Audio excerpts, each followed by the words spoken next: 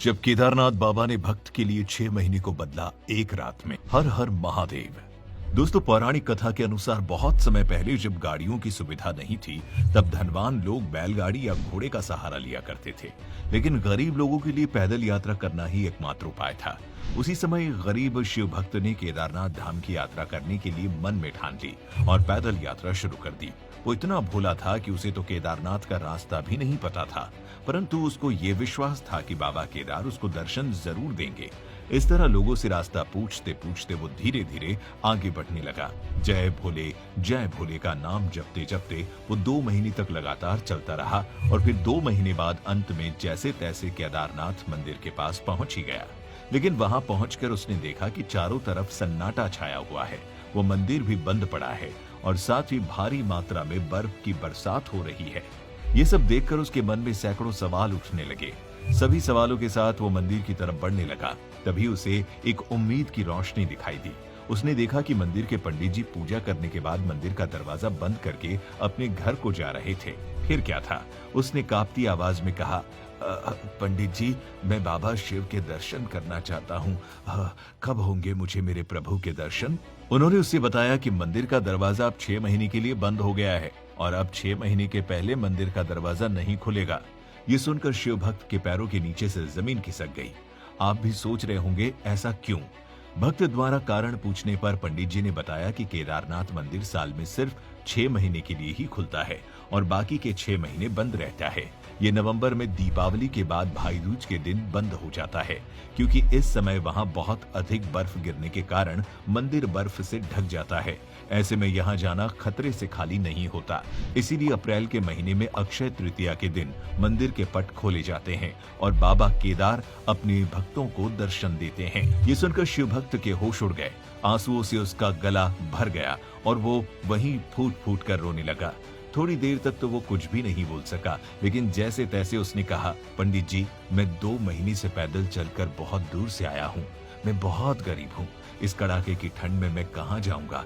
आप सिर्फ मुझे एक बार मेरे भोले बाबा के दर्शन करने दो। लेकिन पंडित जी कहाँ उसकी बात सुनने वाले थे।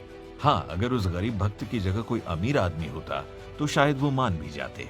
उल्टा उससे कहा कि या तो 6 महीने बाद आओ दर्शन के लिए, या फिर ये महीने के लिए यहीं रुक जाओ। इतना कहने के बाद पंडित जी ने अपना पल्ला झाड़ा और वहां से चले गए। फिर धीरे धीरे रात गहराने लगी और बर्फ भी गिर रही थी। ऊपर से पहाड़ों की ठंडी हवा मानो उसके शरीर को जगह जगह से तोड़ रही हो, लेकिन फिर भी उसने हार नहीं मानी। वो भगवान का ध्यान करते हुए बैठा रहा और मन में ठान लिया कि अब वो बाबा के दर्शन किए बिना वहां से हिलेगा भी नहीं। तभी उसे अंधेरे में एक रोशनी दिखाई दी। उसने देखा कि एक अघोरी बाबा उसके पास चले आ रहे हैं। पास आकर उन्होंने खाने के लिए उसे खाना दिया और कहा कि तुम थक गए होंगे, खाना खाकर सो जाओ। शिव भक्त सच में थक चुका था। खाना और आग की गर्मी मिलने के कारण उसे तेज से नींद आ गई और फिर वो गहरी नींद में सो गया। जैसे ही सुबह उसकी नींद खुली तो वो चारों तरफ लगातार देखता ही रह गया, क्योंकि जो उसने देखा वो किसी चमत्कार से कम नहीं था। उसने देखा कि दूर दूर तक कहीं भी बर्फ नहीं दिखाई दे रही है और न ही उसे ठंड लग रही थी। वो सोचने लगा कि अचानक ये क्या हुआ और फिर उस अघोरी बाबा को इधर उधर ढूंढने लगा, लेकिन जब वो नहीं मिले तो अंत में हार कर वो मंदिर के पास ही बैठ गया। तभी उसकी नजर मंदिर के पंडित जी पर पड़ी, जो अपने सेवकों के साथ उसकी तरफ ही आ रहे थे। जैसे ही वो आगे बढ़ने वाले थे, शिव भक्त ने उनसे पूछा कि क्या मंदिर का दरवाजा आज ही खुलेगा? तब उन्होंने तुरंत कहा, जी हाँ, आज 6 महीने की ठंड के बाद अक्षय तृतीया के शुभ दिन मंदिर के पट खोले जाएंगे। वो अभी भी उस शिव भक्त को नहीं पहचान पाए थे।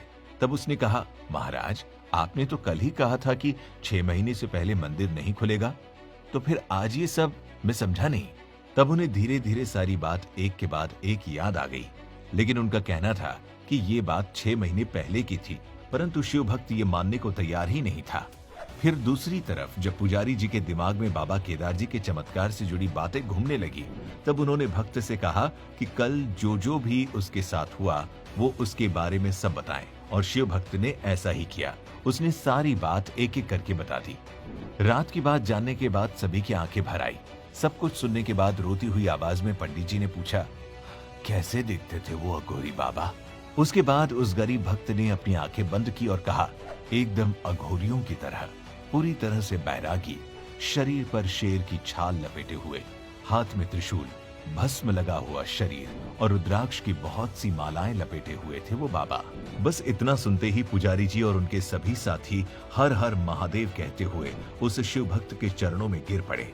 उस दौरान किसी के भी आंसू नहीं रुक रहे थे। फिर उस गरीब शिव भक्त के पैरों को पकड़कर पुजारी जी ने उससे कहा, हे शिव भक्त, तुम धन्य हो।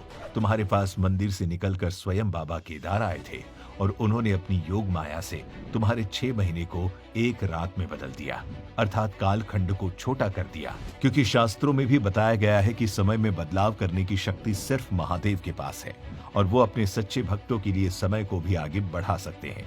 जैसे कि बाबा केदार ने उस गरीब शिव भक्त के 6 महीने के इंतजार को एक दिन में बदल दिया और इस तरह से बदला कि भक्त को कुछ पता भी नहीं चला। वो सोया था नवंबर की रात में और उठा अप्रैल की सुबह। ऐसी ही है महादेव की कृपा, जो अपने सच्चे भक्तों का दुख हर हाल में हर लेते हैं और उन्हें साक्षात दर्शन भी देते हैं।